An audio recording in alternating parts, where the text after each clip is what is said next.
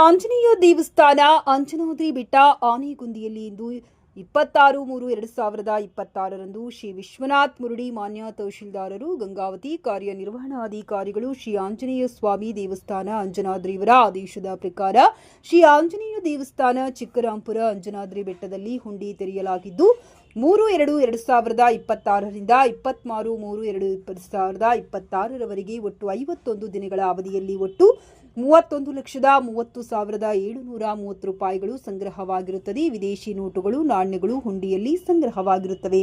ಈ ಸಂದರ್ಭದಲ್ಲಿ ಕಂದಾಯ ಇಲಾಖೆ ಮಾನ್ಯ ತಹಶೀಲ್ದಾರರು ಗಂಗಾವತಿ ವಿಶ್ವನಾಥ್ ಮುರುಡಿ, ಮಾನ್ಯ ತಹಶೀಲ್ದಾರರು ಗ್ರೇಡ್ 2 ಮಹಂತಗೌಡ, ಶಿರಸ್ತಿದಾರರಾದ ಪ್ರಕಾಶ್ ನಾಯಕ್, ಕಂದಾಯ ನಿರೀಕ್ಷಕರು ಮರಳಿ ಹಾಲೇಶ್, ತಹಶೀಲ್ದಾರ್ ಕಾರ್ಯಾಲಯದ ಸಿಬ್ಬಂದಿಗಳಾದ ಶ್ರೀಕಂಠ, ಗಾಯತ್ರಿ, ಸುಧಾ, ಕವಿತಾ, ಎಸ್, ಕವಿತಾ, ಮೊಹಮ್ಮದ್ ರಫೀಕ್, ಶ್ರೀರಾಮ್ ಜೋಶಿ, ಶ್ರೀಮತಿ ಮಹಾಲಕ್ಷ್ಮಿ, ಮಂಜುನಾಥ್, ದುಮ್ಮಡಿ, ಚಿನ್ನಪ್ಪ, ವೀರಯ್ಯ, ರಾಜು ಭಜಂತ್ರಿ, ಗ್ರಾಮಾಡಳಿತ ಅಧಿಕಾರಿಗಳು, ಗಂಗಾವತಿ ಗ್ರಾಮ ಸಹಾಯಕರು ಹಾಗೂ ಪಿಕೆಜಿಬಿ ಸಣ್ಣಾಪುರ ಬ್ಯಾಂಕ್ ಸಿಬ್ಬಂದಿಗಳಾದ manager Naveen Kumar, Praveen Kumar, Parashuram, Eranna, Adarsh, Muthuraj, CPC 150 police ಸಿಬ್ಬಂದಿ ಹಾಗೂ ವೆಂಕಟೇಶ್ ದೇವಸ್ಥಾನದ ಸಿಬ್ಬಂದಿ ವರ್ಗ, ಮಹಿಳಾ ಸ್ವಯಂ ಸೇವಾ ಸಂಘದವರು ಹಾಜರಿದ್ದರು. ಸದರಿ ಕಾರ್ಯವು ಸಂಪೂರ್ಣವಾಗಿ ಪೊಲೀಸ್ ಬಂದೋಬಸ್ತ್ ಹಾಗೂ ಸಿಸಿಟಿವಿ ಕ್ಯಾಮೆರಾ ಹಾಗೂ ವಿಡಿಯೋ ಕಣ್ಗಾವಲಿನಲ್ಲಿ ನಡೆಯಿತು. ಕಳೆದ ಬಾರಿ 3/2/2026ರಂದು ಹುಂಡಿ ತೆರೆಯಲಾಗಿತ್ತು.